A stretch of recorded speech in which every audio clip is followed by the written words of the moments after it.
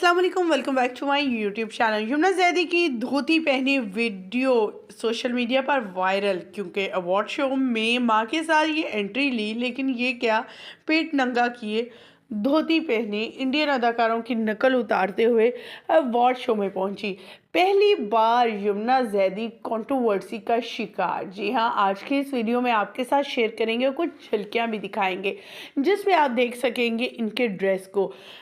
Lux award show हो और ऐसी कंट्रोवर्सी चले ही ना हर चंद अदाकाराओं की तरफ से। ये अदाकाराएं ड्रामास में तो इतनी सीरियस, इतनी खूबसूरत, इतनी इनोसेंट दिखाई देती हैं, लेकिन यही अदाकाराएं जब अवार्ड शो में आती हैं तो इनके रंग और ढंग और चाल देखने लायक होती है।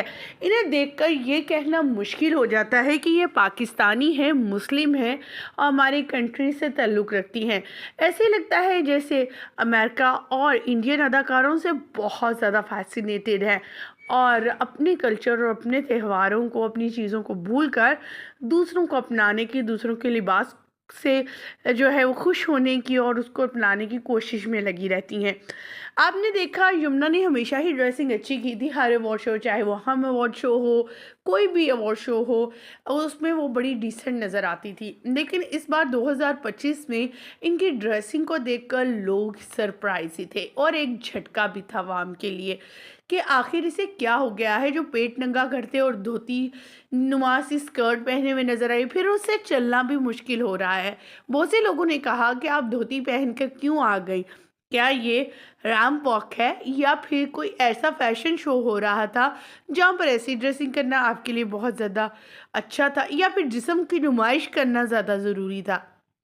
कुछ लोगों ने तो कहा इसे लक्स स्टाइल अवार्ड नहीं बल्कि नंगा स्टाइल अवार्ड कहना चाहिए।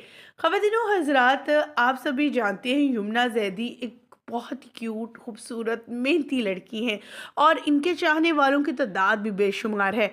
लेकिन इस बार इस लक्स अवार्ड शो पर इन्हें जो है काफ़ी ज़्यादा ट्रोल किया जा रहा है इनकी ड्रेसिंग को लेकर।